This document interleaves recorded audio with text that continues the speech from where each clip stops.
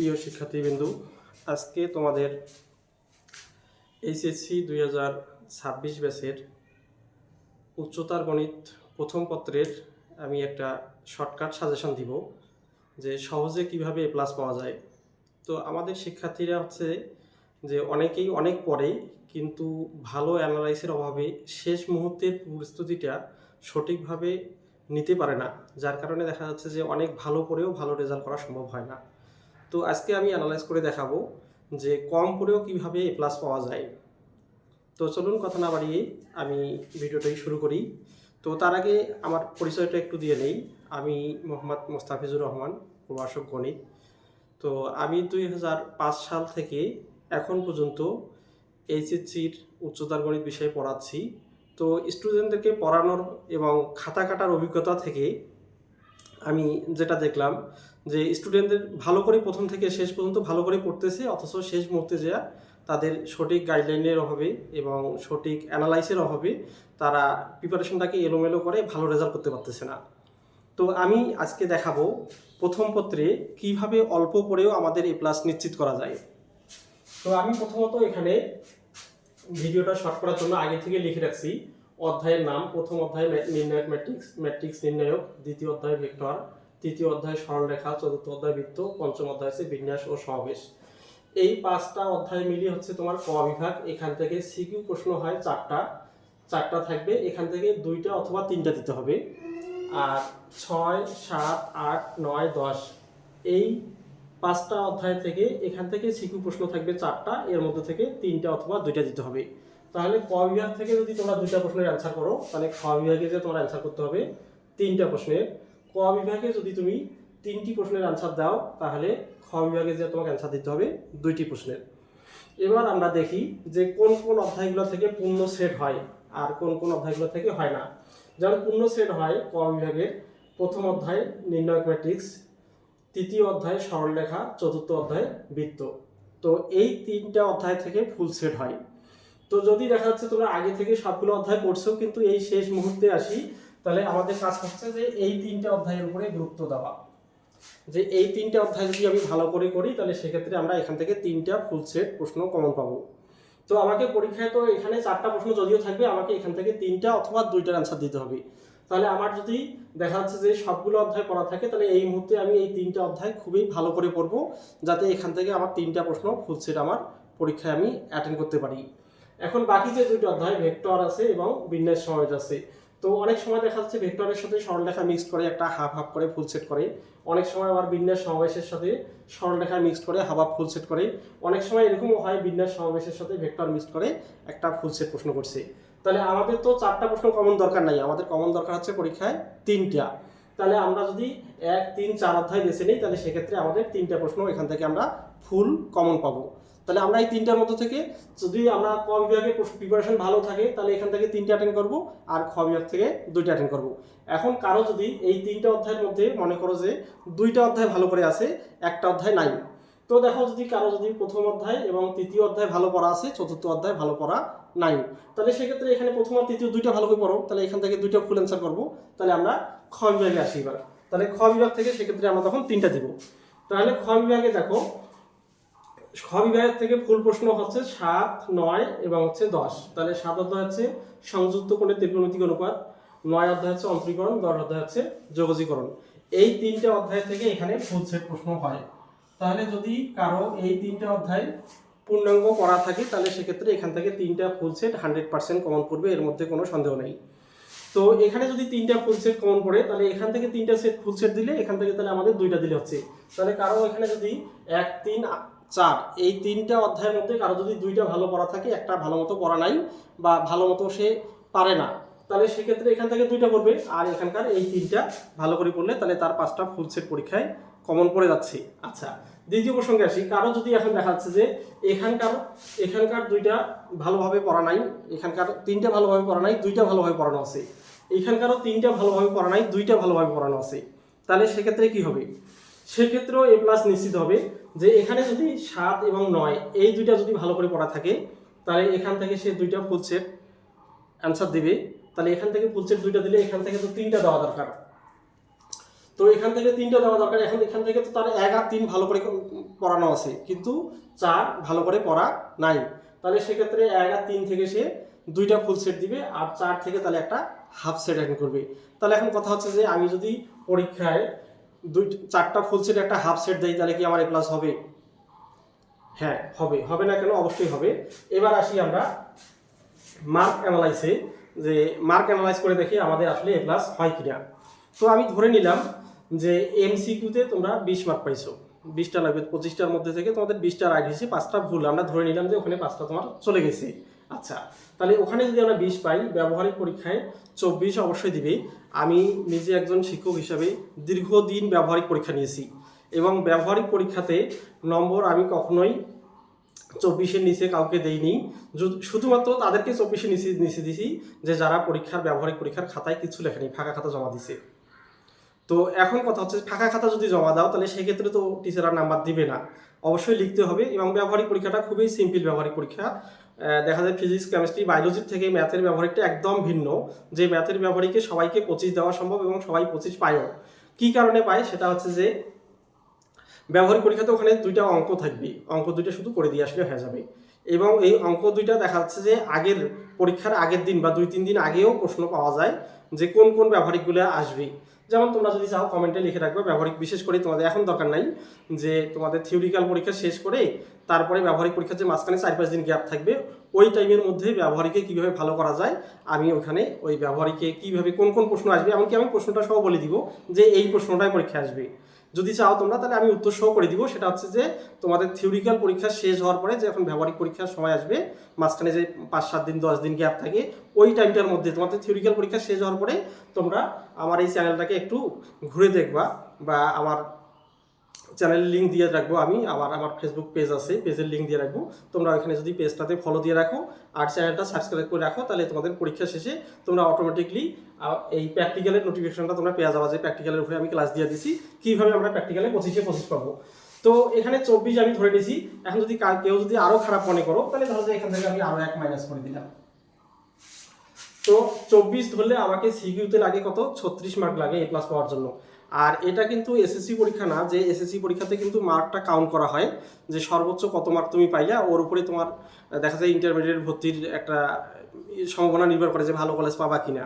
কিন্তু এইচএসসিতে তোমার মার্কের কোনো নাই, ভ্যালু নাই, যে তুমি সর্বোচ্চ বেশি মার্ক পাইলে এইটা দিয়ে তোমার মনে করো যে অমুক ভার্সিটিতে তুমি চান্সের সুযোগ পাবা। এখানে তোমার হচ্ছে পয়েন্টটা, সর্বোচ্চ তোমার পয়েন্ট থাকলে সেটার উপরে ভিত্তি করে তুমি কোন ভার্সিটিতে চান্স পাবা কি পাবা না, হবে কি হবে না, এটা নির্ভর করবে তোমার ওই পয়েন্টের উপরে। তাহলে সেক্ষেত্রে এখানে তোমার মনে করো 99 মার্ক পেয়ে A+ পাওয়ার দরকার নাই। হ্যাঁ, আবার 80-র নিচে পাওয়া যাবে না। তাহলে আমাদের 80 কাটায় যদি হয় তাহলে তো আমাদের A+ নিশ্চিত হয়ে যাচ্ছে। তো এই 80-র উপরে হবে। আমি এখন হিসাবটা দেখা দিচ্ছি কীভাবে। তাহলে আমি যদি এখানে MCQতে 20 মার্ক ধরি, আর ব্যবহারিকে যদি 23 বা 24 ধরি, আর এখন আমাদের সিকিউতে লাগবে আমাকে কত? 36 মার্ক। তাহলে আমি এখন পূর্বের কথায় ফিরে যাই। কিছুক্ষণ আগে আমি বলছিলাম যে আমাদের যদি এখান থেকে কেউ 2টা অধ্যায় ভালো করে থাকে, এখানে 2টা অধ্যায় ভালো করে থাকে, তবুও A+ হবে। এখন কিভাবে? তাহলে ধরলাম আমি এখানে তোমাদের 1 অধ্যায় 3 অধ্যায় ভালো করে পড়া আছে, তাহলে আমাদের 2টা ফুল সেট প্লাস এই 4 অধ্যায় একটু হালকা পড়া আছে, অথবা আমার ভেক্টর হালকা পড়া আছে, অথবা আমার বিন্যাস সমেত হালকা পড়া আছে, তাহলে ওখান থেকে আমি একটা হাফ সেট দিতে পারবো। তো ধরে নিলাম যে হাফ সেটও না, এখানে হচ্ছে যে হাফ সেট আমি লিখলাম, যদিও হাফ সেটও বাদ দিলাম, ধরলাম যে এখান থেকে আমার 4 মার্ক। তাহলে এখানে 2টার জন্য আমি পাচ্ছি এখানে 20 যোগ 4, তাহলে আমার রেজাল্ট আসবে এখানে কত? 24। এখন আমি এখানে আসি। এখানে যদি আমার মনে করো যে 2টা অধ্যায় ভালো করে পড়া আছে, তাহলে এইখানে 2টার জন্য আমি ধরবো যে 20, আর ওটা একটার জন্য ধরবো হাফ, তাহলে 4। এখানে আছে কত? সরি, আমরা এখানে তো নিতে পারবো না, যেহেতু ওখানে 3টা অ্যাটেন্ড করছি, তাহলে এখানে তো আমরা 2টা অ্যাটেন্ড করবো, এখানে তো আমরা 3টা নিতে পারতেছি না। তাহলে এখানে আমাদের হচ্ছে 20। তাহলে এখানে পাইলাম আমরা 24, আর ওখানে পাইলাম আমরা 20। তাহলে কত হলো আমাদের? 44। কিন্তু লাগে আমাদের কত? 34। তাহলে কি A+ হবে নাকি হবে না? অবশ্যই A+ হবে।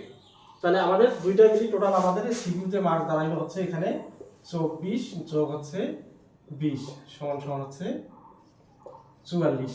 কিন্তু আমাদের মার্ক লাগে কত? 36। তাহলে সেখান থেকে আমাদের আরও 36 যদি বাদ দেই, 36 যদি আমরা বাদ দিই, তাহলে এখান থেকে আমাদের আরও এখনো 8 মার্ক আমাদের এখনো অতিরিক্ত আছে। এখন কথা হচ্ছে যে আমাদের এখন আমরা আসলাম কোনটা দিয়ে, এখানকার 2টা অধ্যায় এবং এখানকার 2টা অধ্যায় দিয়ে আমরা কিন্তু এখানকার 2টা আমাদের খুব ভালো করে পড়া আছে যে এই 2টা থেকে যে কোনো প্রশ্ন আসলে আমি দিতে পারবো। আর এখান থেকে আমার 2টা অধ্যায় খুব ভালো করে পড়া আছে যে এখান থেকে যে কোনো প্রশ্ন আসলে আমি দিতে পারবো। তাহলে ওই হিসাবে আমরা কিন্তু এখান থেকে রেজাল্ট পাইলে আমরা 44 মার্ক। এখন আমাদের কিন্তু এ প্লাস পাওয়ার পরেও 8 মার্ক অতিরিক্ত আছে। এখন যদি আমার এমসিকিউতে আরও যদি 1-2টা কম যায় তবু সমস্যা নেই, আমার ব্যবহারিকে যদি আরও 1-2 কম যায় তবু তো আমার সমস্যা নেই, তারপরে তো আমার এ প্লাস নিশ্চিত হবে। আচ্ছা, এবার আমরা আরও একটা ক্যালকুলেশনে আসি যে আমাদের 4টা অধ্যায়ও ভালো করে পড়া নাই, 3টা অধ্যায় ভালো করে পড়া আছে, এ প্লাস এরপরেও এ প্লাস পাওয়া সম্ভব। তাহলে সে 3টা কোনটা? ঠিক সেম ভাবে আমরা প্রথম অধ্যায় প্রথম থেকে, তাহলে প্রথমের যে 1, 3, 4 আছে এই 3টার মধ্যে থেকে 2টা নেই। তাহলে এই 3টার মধ্যে থেকে 2টা নিলে 2টা থেকে ফুল সেট আমাদের, তাহলে 2টা ফুল সেটে আমরা কত পাইছি 20, আর একটা হাফ সেট, হাফ সেটও আমি ধরলাম না, হাফ সেট ধরলে তো 5, তা 5 তো হয় না, ক নাম্বারে হচ্ছে 2 মার্ক, খ নাম্বারে হচ্ছে 4 মার্ক, গ নাম্বারে 4 মার্ক। তাহলে খ অথবা গ কমন পাইছি, মনে করো যে ক কমন পড়ে নেই, খ অথবা গ এর মধ্যে একটা কমন পাইছি, 4 মার্ক ধরলাম। তাহলে 20 আর 4 24, তাহলে আমরা এখান থেকে যদি 24 নেই তাহলে এদিক থেকে তো আমাদের একটা সেট শুধু পড়া আছে, তাহলে একটা সেট ভালো করে পড়া আছে, একটা অধ্যায় ভালো করে পড়া আছে, ওই অধ্যায় থেকে আমরা নিব 10, আর বাকি যেটা অধ্যায় ভালো পড়া নাই ওটা থেকে আমরা নিব 6, ওই অধ্যায় থেকে আমরা নিব 6। তাহলে 10 আর 6 পাবো 16। তাহলে এখান থেকে তখন আমাদের এই রেজাল্টটা তখন কি দাঁড়াচ্ছে, এইটা আমরা তখন বাদ দিলাম, তাহলে এখান থেকে আমরা ধরলাম যে একটা ফুল সেট 10 আর একটা সেট থেকে নিলাম 6, তাহলে হচ্ছে আমাদের 16, আর এখানে পাইছি আমরা 24। তাহলে আমরা এখন আসি এবার, তাহলে 24 যোগ 16 তাহলে আমাদের কত হচ্ছে 40, কিন্তু আমার তো টার্গেট হচ্ছে 36। তাহলে এরপরেও কিন্তু আমার এখানে কিন্তু 4 মার্ক এখনো অতিরিক্ত আছে। তাহলে দেখো এখান থেকে আমরা সামারি করে কি পাচ্ছি, যে যদি আমাদের 3টা অ্যাটলিস্ট যদি 3টা অধ্যায় ভালো করে পড়া থাকে আর 2টা অধ্যায় সম্পর্কে যদি মোটামুটি একটু ধারণা থাকে, তাহলে তারপরেও আমাদের কিন্তু এ প্লাস নিশ্চিত পাওয়া সম্ভব। তাহলে কি বললাম আমরা, এখান থেকে 3টা অধ্যায় আমরা খুব ভালো করে পড়বো 100%, যে এই 3টা অধ্যায় থেকে 3টা সেট আমি দিবই, এখান থেকে কোনো প্রশ্ন আমি মিস যেতে দেবো না। তাহলে ওই 3টা অধ্যায়ের A to Z পড়তে হবে, কোনো কিছুই বাদ দেওয়া যাবে না। আর ক বিভাগ থেকে আরেকটা অধ্যায়ের একটু হালকা ধারণা নিতে হবে, ওখান থেকে যেন আমি 4 মার্ক পাই। খ বিভাগের আরেকটা অধ্যায় থেকে আমি একটু ধারণা মোটামুটি রাখবো, যেন ওখান থেকে কমপক্ষে আমরা 6 মার্ক পাই, যাতে আমার ওখান থেকে 16 মার্ক আসে আর এখান থেকে আমার 24 মার্ক আসে। তাহলে আমি এই যে টোটাল আমার হচ্ছে 40 মার্ক, কিন্তু আমার এই প্লাসে টার্গেট ছিল 36, তাহলে এখানে এখনো আমাদের 4 মার্ক কিন্তু এক্সট্রা আছে। নৈবেদিকে যদি তোমার আরো 2টা কম হয়, প্র্যাকটিক্যালে যদি আরো 2 মার্ক কমে যায়, তারপরেও কিন্তু এ প্লাস এখানে নিশ্চিত পাবো, এটা আমরা বলতে পারি। তাহলে আমাদের 3টা অধ্যায় ভালো করে পড়া থাকলেও কিন্তু অবশ্যই এ প্লাস পাওয়া যাবে, আর যদি 4টা ভালো করে থাকে তাহলে তো ওভার শিওর, এখানের মধ্যে আর কোনো সন্দেহ নাই। তো এখন এই যে আমি বললাম যে এই যে 3টা অধ্যায় থেকে ফুল সেট হবে, এখানে যে 3টা অধ্যায় থেকে ফুল সেট হবে, এগুলারও আবার ক্যাটাগরি আছে যে আমরা এই 3টা অধ্যায়ে কোন কোন টপিক পড়বো। তো দেখা যাচ্ছে যে প্রতিটা অধ্যায় থেকে, যেমন নির্ণায়ক ম্যাট্রিক্সের কথা বলি, এখানে 3টা বা 4টা টপিকের অঙ্ক পড়লে, যে এই 3টা বা 4টা নিয়মের অঙ্ক পড়লে কিন্তু নিশ্চিত ওখান থেকে ফুল সেট কমন পড়বে। এরপরে হচ্ছে যদি সরলরেখায় বলি, তাহলে সরলরেখা কিন্তু একটু টপিকটা বেশি, সরলরেখা একটু বেশি করতে হয়, ওখানে দেখা যায় 7টা-8টা টপিকের প্রশ্ন করতে হয়, তাহলে ওখানে ফুল সেট কমন পাওয়া যায়। তবে বৃত্তটাই সহজ আছে, যে বৃত্ততে তোমার বেশি না, 4 থেকে 5টা টপিক পড়লেই কিন্তু ওখান থেকে নিশ্চিত ফুল সেট কমন পাওয়া যায়।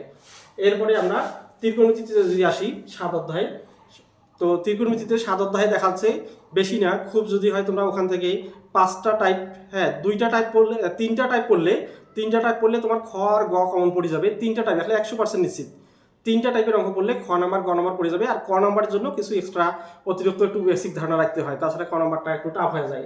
9 অধ্যায় যদি বলি, তাহলে 9 অধ্যায়ে ওখানে শুধু লিমিটেড যে মানে অন্তরীকরণের যে লিমিটের প্রথম যে অধ্যায়টা আছে, সাধারণত ওইটা থেকে ক নাম্বার প্রশ্নটা হয়, ওই অধ্যায়টা ভালো করলে ক নাম্বার কম পড়ে যাবে। আর শেষে যে 4টা অধ্যায় আছে, 3টা অধ্যায় আছে, একটা হচ্ছে যে পর্যায়ক্রমিক অন্তরীকরণ, দ্বিতীয়টা হচ্ছে যে স্পর্শক অবিলম্বের সমীকরণ, আর তৃতীয়তে হচ্ছে যে লঘুমান গুরুমান। এই 3টা অধ্যায়ের 3টা বা 4টা টাইপ করে অঙ্ক করে দিলে ওখান থেকে নিশ্চিত খ নাম্বার গ নাম্বার কমন পড়বে। আর এই প্রথমে অন্তরীকরণ লিমিটের অধ্যায়টা থেকে ক নাম্বার কমন পড়বে। তো এখানে আবার একটা জিনিস আছে, যে এই খ বিভাগে তোমাদের 7, 9, 10 এই 3টা অধ্যায় থেকে মূলত কিন্তু প্রশ্ন আসে। আর এই যে 6 অধ্যায় থেকে, এটা থেকে প্রশ্ন হয় না। আর এই যে 8ম অধ্যায় থেকে, এটা থেকে প্রশ্ন হয় না, এখান থেকে শুধু নৈবেদিক আসে, সিকিউতে প্রশ্ন আসে না। মাঝে মধ্যে হুটহাট করে ক নাম্বার প্রশ্ন অনেক সময় তো দিতে পারে, কিন্তু তারপরে খুব সম্ভাবনা কম ওখান থেকে নৈবেদিক হবে, শুধু নৈবেদিক হবে। কিন্তু সিকিউ প্রশ্ন হবে না। তো এখানে যেহেতু 3টা অধ্যায় থেকে 4টা প্রশ্ন আসে, এই জন্য এখানে আমার একটা আছে যে 7 অধ্যায় থেকে একটা ফুল হবে, আর 9 অধ্যায় 9 থেকে একটা ফুল, 10 থেকে ফুল একটা, আর 9-এর অর্ধেক এবং 10-এর অর্ধেক দিয়ে একটা আবার আরেকটা সেট হয়। তাহলে সেক্ষেত্রে 9 যদি আমাদের ভালো করে পড়া থাকে, তাহলে 7 আর 9 যদি ভালো করে পড়া থাকে, তাহলে সেক্ষেত্রেও এমনও হতে পারে যে আমরা 3টা সেট কম পেয়ে গেছি ওখান থেকে। তো ওইখান থেকে আমাদের 7 আর 9 ভালো করে পড়লে হবে। তো আমি নেক্সট কিছুদিনের মধ্যে আমি দ্বিতীয় পত্রের ঠিক সেমভাবে একটা তোমাদের সাজেশন দিয়ে দিব। এখন যদি তোমাদের এই সাজেশনটা ভালো লাগে, তাহলে তোমরা কমেন্ট বক্সে অবশ্যই কমেন্ট করবা। আর যদি দ্বিতীয় পত্রের সাজেশনটা পেতে চাও, তাহলে আমি এটার ডিসক্রিপশন বক্সে লিঙ্ক দিয়ে দিব আমার পেজের। তোমরা আমার পেজটা ফলো দিয়ে রাখবা। দ্বিতীয় পত্রের আমি সাজেশনটা দেওয়ার সাথে যাতে তোমরা নোটিফিকেশন পেয়ে যাও, এবং ইউটিউব চ্যানেলটা আমার সাবস্ক্রাইব করে রাখবা। তো আজকে আর কথা বাড়াচ্ছি না, আজকে এই পর্যন্তই। তাহলে দ্বিতীয় সাজেশন দ্বিতীয় পত্রের দেখার আহ্বান রেখে শেষ করছি। আল্লাহ হাফেজ।